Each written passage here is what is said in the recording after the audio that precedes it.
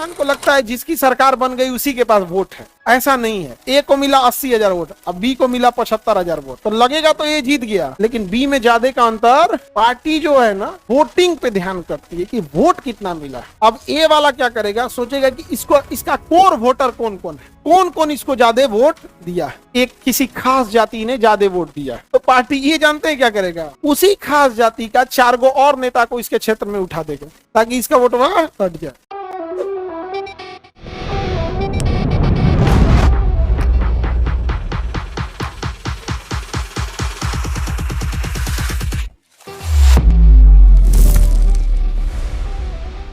आप समझना ध्यान से, आप गौर करके देखिएगा। नॉर्मल इंसान को लगता है जिसकी सरकार बन गई उसी के पास वोट है। ऐसा नहीं है। जिसकी सरकार नहीं बनी है उसके पास भी वोट है, और तनिए सा का अंतर है 5 से 6% वोट का। आप जरा गौर करके देखो, किसी को मिला 80,000 वोट, किसी को मिला, ए को मिला 80,000 वोट, अब बी को मिला 75,000 वोट, ठीक है, तो लगेगा तो ये जीत गया, लगेगा कि ये जीत गया, लेकिन बी में ज्यादा का अंतर नहीं है। पार्टी जो है ना वो वोटिंग पे ध्यान करती है कि वोट कितना मिला है, वोटिंग परसेंटेज कितना मिला है। वोटिंग परसेंटेज सुधारना थोड़ा सा टफ काम भी है, और जैसे समय भी बड़ी खेल होता है। जैसे पता चल गया, सपोज करो कोई स्टेट है और कोई स्टेट में पार्टी ए जीत रही है, और दिख गया कि पार्टी बी जो है, पार्टी बी ये ठीक ठाक काम कर रही है। कौन पार्टी? बी। तो अगली बार जीतने की संभावना किसकी है? पार्टी बी की है। ए वाला सोचेगा कि जीत जाए। अब ए वाला क्या करेगा, सोचेगा कि इसका कोर वोटर कौन कौन है, कौन कौन इसको ज्यादा वोट दिया। अब सपोज करो कि इसको कोई एक किसी खास जाति ने ज्यादा वोट दिया, तो पार्टी ये जानते हैं क्या करेगा, उसी खास जाति का 4 गो और नेता को इसके क्षेत्र में उठा देगा ताकि इसका वोट वहां कट जाए। जैसे मान के चलिए पार्टी बी को किसानों ने वोट दिया, तो ए जानते हैं क्या करेगा, अगले साल 5 गो किसान नेता को खड़ा कर देगा, कहेगा 1,000 वोट काटेगा ना, 1,000 वोट काट देगा तो 5,000 हो जाएगा, काट देगा, तो फिर ये 5,075 से कहां चल जाएगा। इलेक्शन में ना डायरेक्ट आप नहीं लड़ रहे होते हैं, दूसरे को भी क्या करता है, हराता, दूसरे को भी हराता। तो वोटिंग परसेंटेज बड़ी मायने रखता है।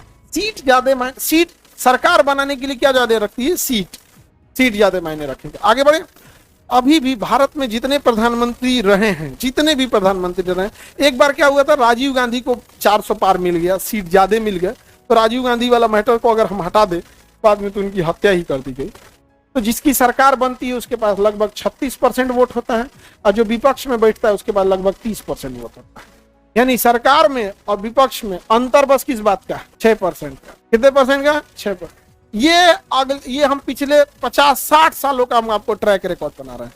हाँ, ये हो सकता है कि कभी ये 30 की जगह 28 हो जाए, मतलब एवरेज आपका अगर देखेंगे तो 6% का अंतर है।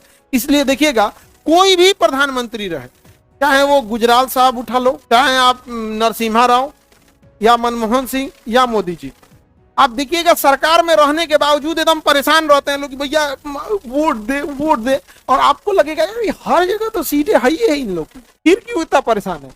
वोटिंग परसेंटेज का ज्यादा अंतर नहीं है। थोड़ा सा एक मामला गड़बड़ हुआ और मीडिया ने मामला उठा दिया, जहां मीडिया ने मामला उठाया काम खत्म। अब यही हुआ था मनमोहन सिंह के समय में, जो विपक्ष में रहा था उसके पास कितना था, 30, सरकार के पास 6% का अंतर था। सरकार को गिराना, बस उठा के लाओ, अन्ना हजारे को बैठाओ, मीडिया उठाओ, काम खत्म, अन्ना गए, सरकार खत्म। तो इतना कम अंतर होता है ना कि एक बड़ा मूवमेंट गिरा देता है सरकार, एक बड़ा मूवमेंट सरकार क्या कर देगा, गिरा देगा। तो वोटिंग परसेंटेज मायने रखेगा। बताइए तो विधानसभा में कितना, 8 पर, और लोकसभा में बाकी सबको पे ज्यादा ध्यान नहीं देना।